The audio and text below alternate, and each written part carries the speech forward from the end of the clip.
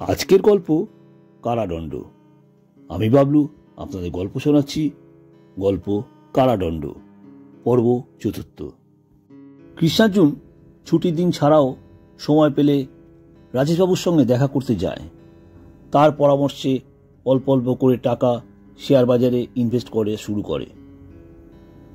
রাজেশবাবু বলে, ভাগ্যকে পাল্টাতে হলে কিছুটা রিস্ক তো নিতে হবে।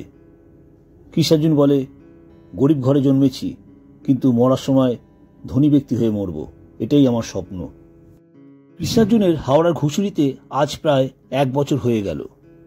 আজ সকালে কৃষ্ণার্জুনের সঙ্গে রাস্তায় উমার দেখা হয়। উমা আজ পরিপাটি করে সেজেগুজে বাইরে বের হয়েছে। তাছাড়া উমাকে দেখতে সুন্দর। উমা ডাক দেয়, কৃষ্ণার্জুন দা। কৃষ্ণার্জুন দাঁড়িয়ে যায়, বলে, ও উমা, আপনি? উমা হেসে বলে, আমাকে চিনতে পারেননি?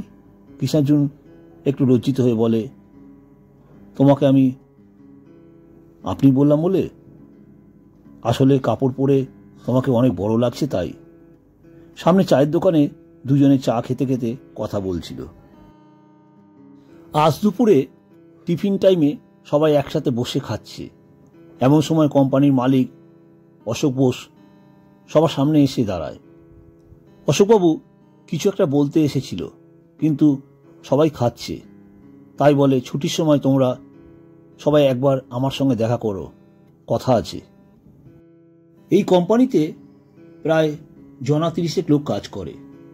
সবাই ছুটির পর দেখা করতে গেলে মালিক অশোকবাবু বলে, কথাটা কিভাবে বলবো বুঝতে পারছি না, কিন্তু কথাটা তোমাদের বলা উচিত। অশোকবাবু বলে, সামনের মাস থেকে এই কোম্পানি আমি বন্ধ করে দেব, কারণ এখন আমার বয়স হয়েছে, তাই এত দায়িত্ব আমি নিতে পারছি না। এইসব কথা শুনে সবার মুখ চুন হয়ে যায়। রাস্তায় সুমনবাবু ও অন্যান্যরা সবাই অল্প বিস্তর কথা বলছিল, কিন্তু কৃষ্ণার্জুন চুপ করে কোনো কথা না বলে বাড়ি ফিরে যায়। রাতে ঘুমিয়ে কৃষ্ণার্জুন স্বপ্ন দেখে, কে যেন ডাকছে, কৃষ্ণার্জুন, কৃষ্ণার্জুন। কৃষ্ণার্জুন বলে, তুমি কে? আমি তোমার মনের ভেতরের কৃষ্ণার্জুন। তা তোমার কাজ তো আর একদিন পর চলে যাবে, এখন কি করবে তুমি? আর আমাকে দেওয়া তোমার একটা প্রতিজ্ঞা কি হবে? কৃষ্ণার্জুন বলে, আমার মনে আছে, শুধু সময়ের অপেক্ষা, এখনো অনেক কাজ বাকি আছে, ধৈর্য ধরো। অন্য দিনের মতন আজও সবাই কোম্পানিতে কাজ করতে আসে। আজ কাজে কারুর মন লাগছে না। সকাল 10টায় ঘড়ির কাঁটায় ছুতেই প্রতিদিনের মতন আজও অশোকবাবু কোম্পানিতে ঢোকে। অশোকবাবু বাড়ি থেকে কোম্পানির দূরত্ব বেশি না। বাড়িতে অশোকবাবু ও ওনার স্ত্রী, কোনো সন্তান তাদের নেই। কৃষ্ণার্জুন অশোকবাবুর কেবিনের দিকে এগিয়ে যায়। অশোকবাবুকে বলে, স্যার, আপনার সঙ্গে কিছু কথা আছে। অশোকবাবুর কথা মতো কৃষ্ণার্জুন চেয়ারে বসে বলে, স্যার, এই কোম্পানি বন্ধ করে আপনারা বাকি জীবনটা কিভাবে কাটাবেন? অশোকবাবু 70 বছর বয়সের, বেশ হালকা মেজাজের মানুষ ও বুদ্ধিমান। তাই বলে, আমরা বুড়ো বুড়ি যেটুকু টাকা জমানো আছে আর এই কোম্পানিটা ভাড়া দিয়ে যে টাকা পাবো তাতে আমাদের সংসার চলে যাবে। কৃষ্ণার্জুন বলে, এতে আপনি খুশি স্যার? অশোকবাবু বলে, কেন, আমার জায়গায় তুমি হলে কি করতে? কৃষ্ণার্জুন বলে, আমি বুদ্ধি বিক্রি করে লাখ টাকা কামাতাম। অশোকবাবু মুখে একটু হাসি হাসি ভাব করে বলে, এটা কি করে সম্ভব? কৃষ্ণার্জুন বলে, এটা ঘরে বসে সম্ভব। অশোকবাবু এবার একটু নড়ে চড়ে বসে বলে, তোমার ব্যাপারটা কি, খুলে বলো তো কৃষ্ণার্জুন।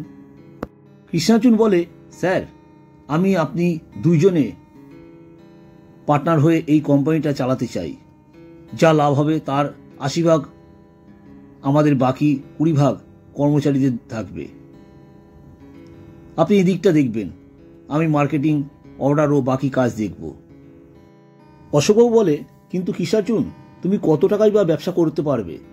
কৃষ্ণার্জুন বলে, বছরে 1 কোটি টাকা লাভ না করতে পারলে এই ব্যবসা আমি ছেড়ে দেব।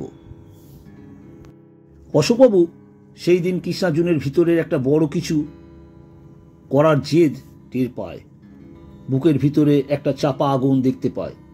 এই ব্যাপারটা অশোকবাবু ভালো লাগে, তাই কৃষ্ণার্জুনকে কথা দেয় এবং রাজি হয়ে যায়। কৃষ্ণার্জুন রাজেশবাবুর পরিচিতি থাকা একটা ব্যাংকের সঙ্গে যোগাযোগ করে প্রায় 50 লক্ষ টাকা লোন নেয়। কৃষ্ণার্জুনের আজকে দিনটা ভাগ্য সহায় ছিল। রাজেশবাবু আজ এক রিটায়ার্ড ইঞ্জিনিয়ার মিস্টার অরিন্দম রায়কে নিয়ে কৃষ্ণার্জুন ও অশোকবাবুর সঙ্গে আলাপ করায়। অরিন্দমবাবু নাম করা একটা তালা কোম্পানিতে ইঞ্জিনিয়ার ছিল, বর্তমানে অবসর নিয়েছেন।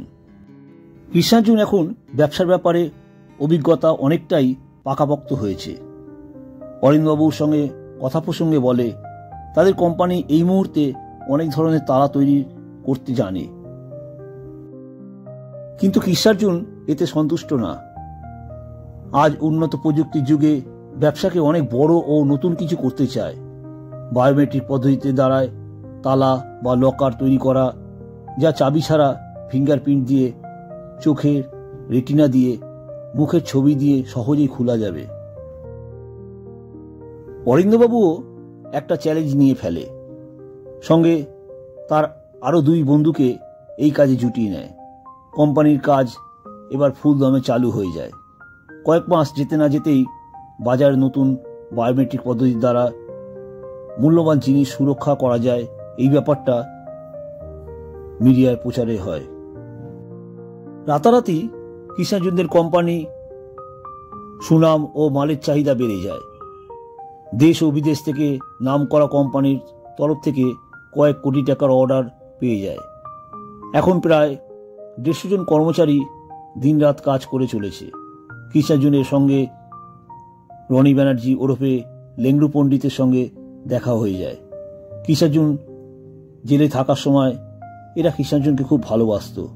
লেংড়ু পণ্ডিতের একটা কাজ দরকার। কৃষ্ণার্জুনকে লেংড়ু বাড়ি নিয়ে যায়। বাড়ির অবস্থা খুব খারাপ, দাদা বৌদিরা আলাদা থাকে। লেংড়ু পণ্ডিত একবেলা কোনো রকমের খাবার জোগাড় করতে পারে। লেংড়ু পণ্ডিত বলে, চুরি অসৎ কাজ ছেড়ে দিয়েছি, তাই এই অবস্থা। দুপুরে খাওয়া বলতে মোটা চালের ভাত, ডাল, পাঁপড় ভাজা, তেল ছাড়া। কৃষ্ণার্জুন দুপুরে লেংড়ুর বাড়িতে এটাই খেয়ে নেয়। বিকাল হলে কৃষ্ণার্জুন লেংড়ুর মাকে বলে, মাসিমা, রনিদা আমাকে খুব ভালোবাসে। আমি একটা কোম্পানি করেছি হাওড়ায়, সেখানে রনিদাকে আমি নিয়ে যাব। কৃষ্ণার্জুন 50,000 টাকা লেংড়ু পণ্ডিতের মায়ের হাতে দিয়ে বলে, মাসিমা, কাল থেকে এত কষ্ট করবেন না। তোমার এই ছোট ছেলে যতদিন বেঁচে আছে ততদিন ভালোভাবে বেঁচে থাকতে পারবে তোমরা। বাড়ির সবাই কান্নায় ভেঙে পড়ে। লেংড়ু পণ্ডিত ওরফে রনি ব্যানার্জিকে কোম্পানি ইনচার্জ করে দেয় কৃষ্ণার্জুন। পুরনো বন্ধুদের পেয়ে রনি খুব খুশি হয়। দেখতে দেখতে প্রায় কৃষ্ণার্জুনের কোম্পানি 1 বছর পার হলো। এবছরে প্রায় 1.5 কোটি টাকা লাভ হয়। অশোকবাবু কৃষ্ণার্জুনকে জড়িয়ে ধরে বলে, আমি জানতাম কৃষ্ণার্জুন, তোমার কথার কোনোভাবেই নড়চড় হবে না। আমি সেই দিনটা দেখতে পাচ্ছি, যেদিন কৃষ্ণার্জুন তোমাকে একজন নামকরা শিল্পপতি বলে সবাই চিনবে। কৃষ্ণার্জুনদের কোম্পানির পাশে একটা বন্ধ হয়ে থাকা কোম্পানি কৃষ্ণার্জুন কিনে নেয়। পরে 2টো কোম্পানি একসাথে করে দেয়। এখন বড় একটা কোম্পানি হয়। বিদেশ থেকে কিছু আধুনিক মেশিন আসে। এখন কোম্পানিতে প্রায় 500 জন লোক কাজ করে। কৃষ্ণার্জুন কোম্পানির কাছে একটা নতুন বাড়ি ভাড়া নিয়ে চলে আসে। উমা এই নতুন বাড়িতে মাঝে মাঝে আসে। ঠাকুমা উমাকে খুব পছন্দ করে। উমা ঘরে এসে নিজের মতন করে জামা কাপড়গুলো ভালো করে গুছিয়ে রাখে। মাঝে মধ্যে কৃষ্ণার্জুনের সঙ্গে উমার দেখা হয়, অল্প বিস্তর কথাবার্তা হয়। আজ রবিবার, ছুটির দিন। উমা নিজে হাতে অনেক রকমের রান্না করে ঠাকুমা ও কৃষ্ণার্জুনকে খেতে দেয়। উমার হাতে রান্না যথেষ্ট প্রশংসনীয়। নমস্কার, আমার গল্প আপনাদের কেমন লাগছে জানাবেন। এই গল্পের পরবর্তী অংশ শুনতে চান তাহলে অবশ্যই এই ভিডিওটিকে একটা লাইক দিয়ে গল্পের ডায়েরি চ্যানেলটিকে সাবস্ক্রাইব করে পাশে থাকা বেল আইকনটি ক্লিক করবেন। যখনই আমি কোনো নতুন ভিডিও আপলোড করব সবার আগে আপনার কাছে নোটিফিকেশন পৌঁছে যাবে। আপনাদের মূল্যবান সময় আমাকে দেওয়ার জন্য অনেক ধন্যবাদ।